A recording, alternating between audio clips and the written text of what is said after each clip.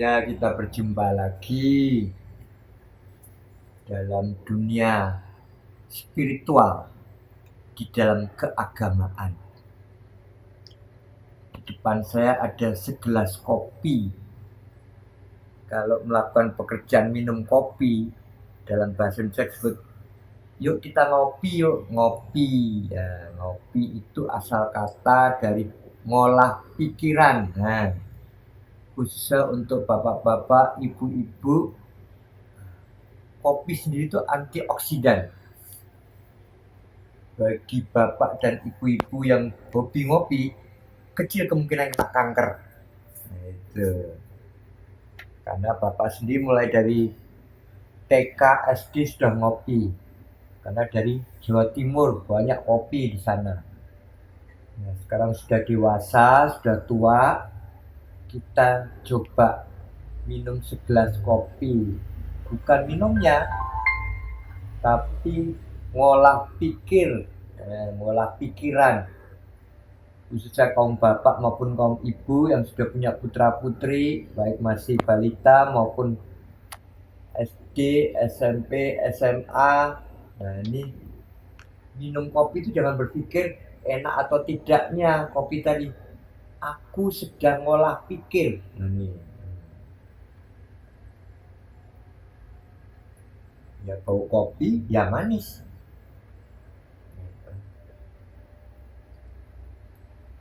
Ngolah pikir yang manis.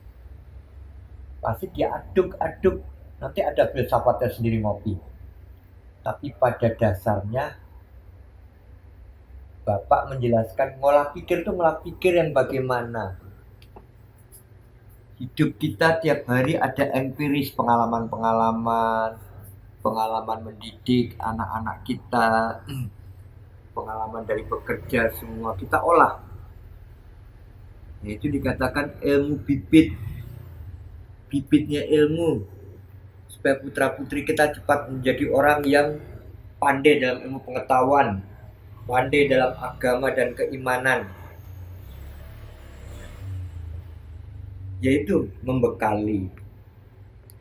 Pernahkah kita berpikir bagaimana ibu-ibu bapak petani yang menanam kopi di gunung-gunung, dalam kabut, pagi-pagi, dingin, belum lagi nanti panen, memetiki buah kopi yang sudah matang, yang warnanya merah-merah tadi, belum menjemur, belum menggilingnya, sampai mengolah menjadi kopi, segelas kopi.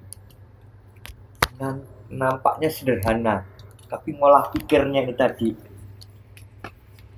Pikiran di mana pikiran itu? Di otak semua ini.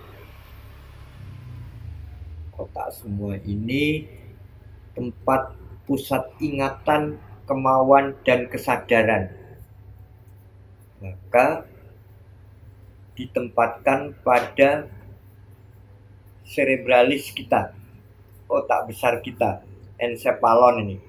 Udah bahasa kedokteran semua disebut encephalon. Nah, otak besar nih cerebrum, otak kecil cerebellum. Nah, otak besar ini ada lapisan-lapisannya. Salah satunya bahasa kedokterannya namanya cortex cerebralis. Itu tempat menyimpan semua memori hidup dari masa kita lahir sampai kita masuk liang lahat, mati. Ini harus kita olah.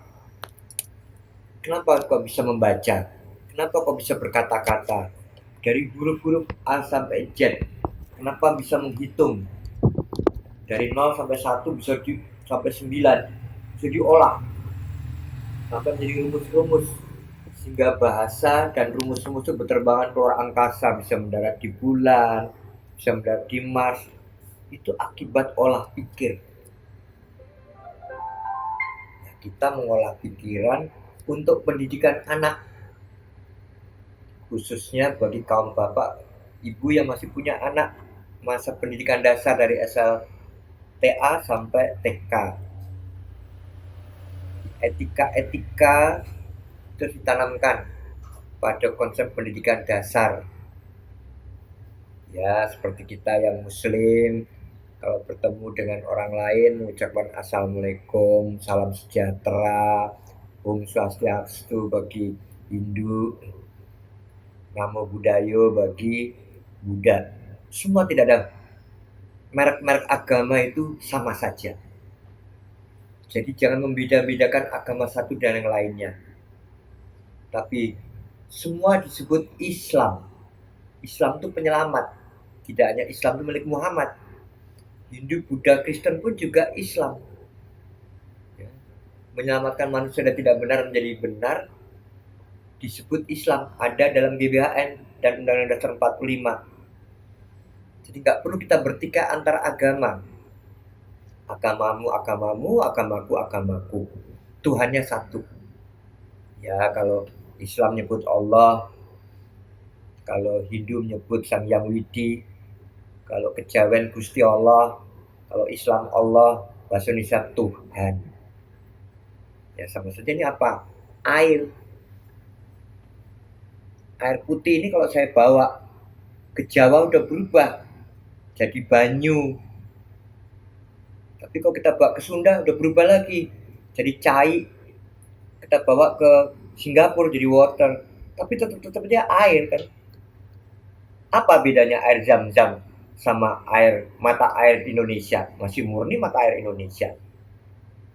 Itu karena kultus sejarah agama. Semua air tinggal kita doakan atas kuasa Tuhan, atas kuasa Allah. Ini air ciptaan Allah, bukan ciptaan manusia. Cuma sudah ditambah kopi pun juga bukan ciptaan manusia kan. Kopi juga tumbuh kembang karena kuasa Tuhan. Gelasnya juga yang buat memang pabrik gelas, tapi bahan kaca dibuat oleh Tuhan juga dari tambang silikat. Jadi nggak ada yang milikku, ini nggak ada. Ini semua milik Tuhan. Apalagi sudah masuk ke dalam mulut. Ini mulut bukan milikku, tapi mulut ini milik Tuhan. Setiap memandang suatu titik, disitulah terdapat wajah Tuhan. Ya berarti semua. Kita ini nggak punya apa-apa. Apa ini meja milik manusia? Tidak. Memang yang membuat manusia, tapi kayu-kayunya membuat Tuhan. Tunjukkan kepada putra-putri kita. Jadi penghargaan terhadap daya cipta, apresiasi terhadap ciptaan seni dan budaya itu pun juga karya Tuhan semua. Manusia tidak punya apa-apa. Hingga meneguk segelas kopi. Tapi kopi itu sendiri bukan ciptaan manusia, ciptaan Tuhan. Nah, akhirnya apa? Kita di dunia ini nggak punya apa-apa sebetulnya. Semua media yang ada di alam ini milik Tuhan semua. Dan akan kembali kepada Tuhan. Maka disebut dalam agama Islam, Allah Khodim, manusia khawadis. Allah tidak pernah diciptakan dan tidak pernah ditiadakan, abadi. Tidak cair, tidak padat, tidak gas, tidak sinar, itu Allah. Tapi kalau manusia, khawadis pernah diciptakan pada suatu ketika juga ditiadakan. Ada batas kehidupan. Jadi minimal dari minum segelas kopi pun sudah menjadi pelajaran. Saat dia masuk ke dalam tenggorokan kita, di lidah kita, terasa pahit ataupun manis, yang merasakan siapa? Aku, bukan. Yang merasakan lidah juga bukan. Tapi DZAT, zat Tuhan yang ada di dalam lidah ini. Karena bisa membedakan antara pahit, manis, gurih, getar, dan sebagainya. Jadi, satu gelas kopi pun bisa menjadi pendidikan keagamaan untuk putra-putri kita. Tak terbatas agama apapun. Ya, karena negara kita, negara Pancasila. Yang percaya kepada kebesaran Tuhan, kebesaran Allah, bisa dijadikan media.